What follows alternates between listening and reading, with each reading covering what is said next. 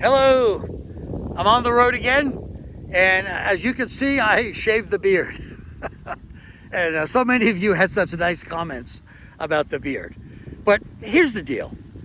When I was in my 20s, I grew a beard, and I could still hear my mother's voice saying to me, "Stephen, you have such a nice face. Why do you want to cover it with a beard?" And regardless of your remarks and how much you might have liked the beard, my mother wins. I hear that voice and it just reminds me to shave the beard. So maybe I'll grow another one at some point, but it was only temporary anyway. So here I am at Fort Bridger, Wyoming. This is a historically significant location. There's a couple of old buildings you can see behind me. That building behind the trees there used to be the Army barracks. Now it's a museum. And I'll get into Fort Bridger a little later in this video to convey its importance. But the fort's purpose was to provide the Oregon Trail travelers with a place to rest, to heal, to gather up on supplies, to be protected. So that's its purpose. So if you remember the previous video and the map I was conveying in that video, here on the screen for perspective is that map along with the remainder of the Oregon Trail that is continued on that page.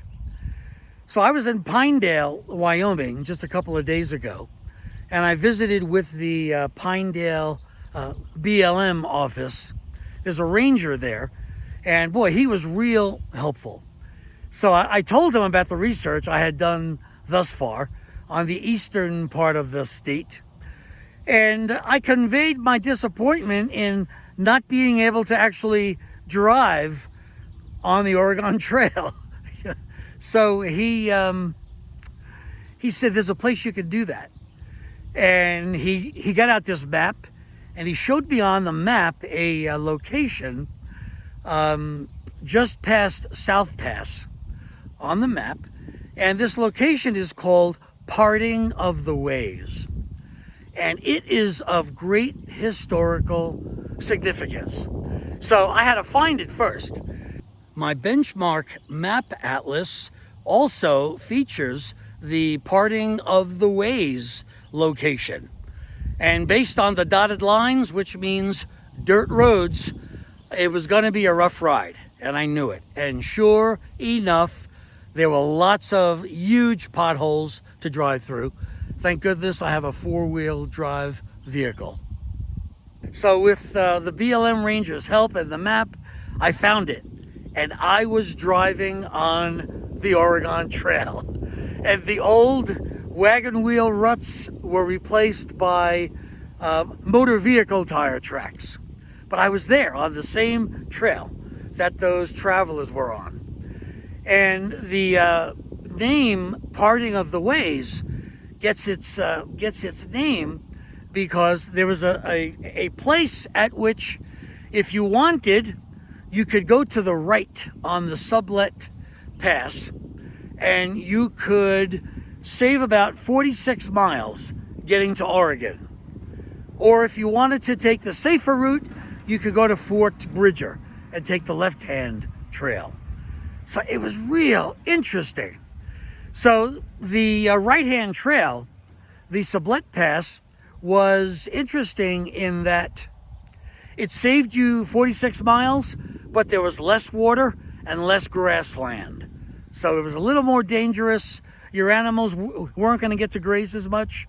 So you had to make a choice. If you were going to Fort Bridger, there was going to be protection.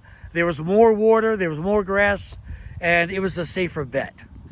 And you could see between those two trails, there's a marker.